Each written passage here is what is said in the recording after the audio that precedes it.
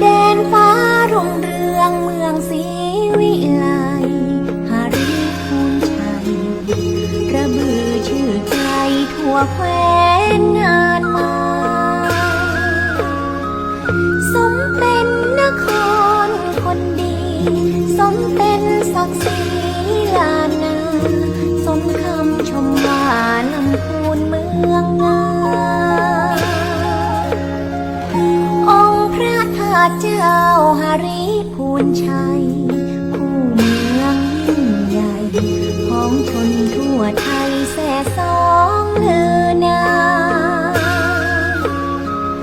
น้อมเกล้าเนื้อรอยพระพุทธบาทเหมือนทิพย์สถานแวววาว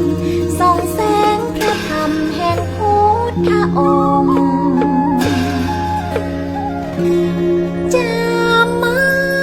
เทวี